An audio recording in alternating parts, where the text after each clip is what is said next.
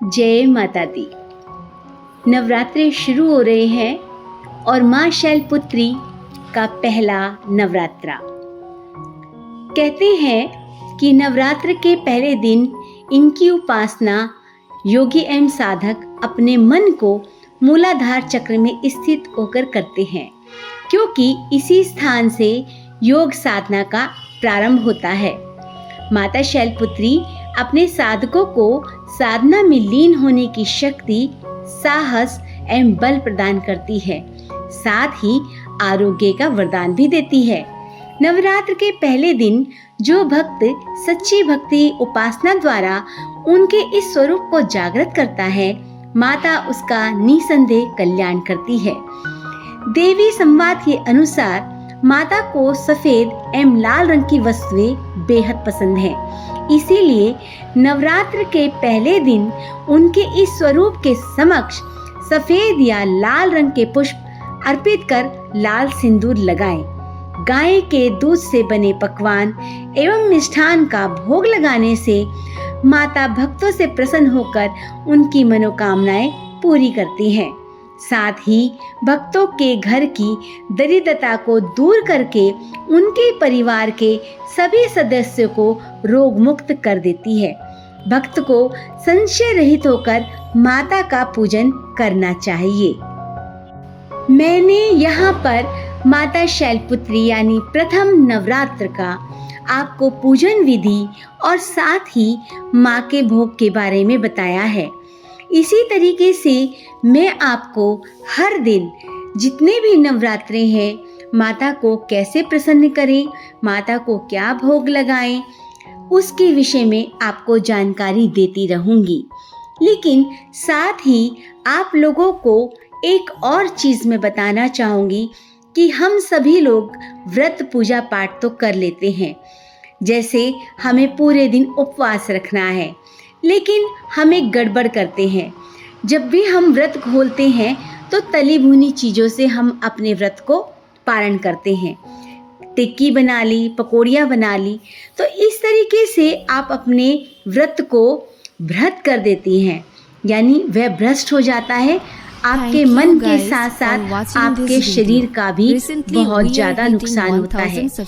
जब आप देवी का व्रत करें तब आप यह कोशिश करें कि आप अपने खाने में ज़्यादा से ज़्यादा लिक्विड चीज़ों का प्रयोग करें। नींबू पानी हो गया, लस्सी हो गई, दूध हो गया, चाय और कॉफ़ी को अवॉइड करें।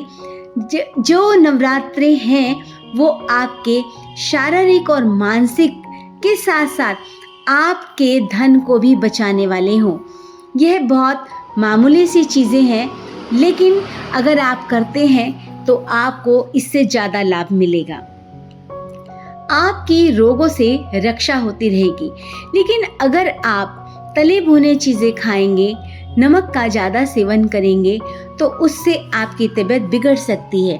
प्रकृति ने किस तरीके से हर चीज़ का एक विधान बताया है। 2 ऋतुएं मिल रही हैं, यानी गर्मी जा रही है और सर्दी आ रही है, यानी एक ये संध्या काल है, संधि काल है। आप इस समय जितना मानसिक जाप करेंगे वह आपका 100 गुना हो जाता है। यानी अगर आपसे बैठा नहीं जा रहा है कि आपको मालाएं करनी है और आपसे बैठा नहीं जा रहा है, तो आप अपने चलते फिरते काम करते हुए भी अपनी माला का जाप मन ही मन कर सकते हैं। माला को हाथ में लेकर इधर उधर ना घूमें।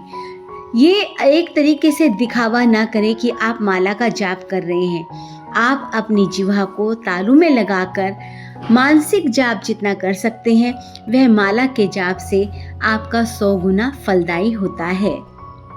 अब आप कहेंगे कि आपको तो मंत्र नहीं आते हैं, आप ऐसा कौन से मंत्र का उच्चारण करें जो माता प्रसन्न हो जाए।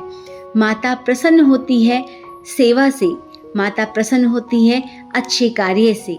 तो जब भी आप अपना व्रत करें तो एक बात का विशेष ध्यान रखें कि आप किसी की बुराई ना कर रहे हों, आप किसी की बुराई सुन भी ना रहे हों। अगर किसी व्यक्ति के पास बैठे हैं, वह व्यक्ति किसी के बारे में कुछ बात कर रहा है, जिसका आपको ज्ञान भी नहीं है, आप उसी समय क्षमा करके जय माता दी कहकर निकल सकते हैं, या उनको यह महिमा बता सकते हैं कि नवरात्रों की महिमा हम माँ के गीत गाकर करें, माँ के बारे में बात करें, कैसे उन्होंने असुरों का संहार किया है। और ऐसे हम किसी बेकार की चर्चा को अच्छी चर्चा में बदल सकते हैं, देवी का गुणगान कर सकते हैं, या कोई भी भजन गुनगुना सकते हैं। और साथ ही साथ आप ओम ऐं ह्रीं क्लीं चामुंडाय विचे इस मंत्र का भी जाप कर सकते हैं। और कोई मंत्र भी अगर आपको नहीं आता है तो माता तो आप लोगों के अच्छे व्यवहार, सब लोगों से अच्छे से बात करना, किसी के साथ दुर्व्यवहार ना करना, सेवा के भाव से ही माता प्रसन्न हो जाती है। आप तो सिर्फ हाथ जोड़कर भाव विभोर होकर माँ की शरण में बैठ जाइए। माँ, मैं आपकी शरण में आई हूँ, मेरे दुखों का निवारण करो, और मुझे जो मेरे कर्म हैं, मैं अपने कर्मों की वजह से दुखों को झेल रही हूँ, या दुख मेरे जीवन में आए हैं तो उन्हें सहन करने की शक्ति देना। मैं आपसे कभी शिकायत ना करूँ माँ, मैं आपकी शरण में हूँ। आप भाव विभोर होकर अपने जब मन की तन की आप अपनी माता के सामने इन विचारों को रख देती हैं तो माता स्वयं ही आपके कष्टों को हरेंगी और आपको धन धान्य से पूर्ण करेंगी। भूल कर भी ऐसा कार्य ना करें जो माता अप्रसन्न हो। माता से ये कभी ना कहें फलाने ने मेरा नुकसान किया है, फलाने ने मेरा ऐसा किया है, माँ उसको सजा दो। वह आपके ही खाते से जाएगा। आप तो सिर्फ माँ से ये प्रार्थना करें, माँ सद्बुद्धि दीजिए, सत राह दीजिए, सन्मार्ग पर चलाइए। जय माता दी।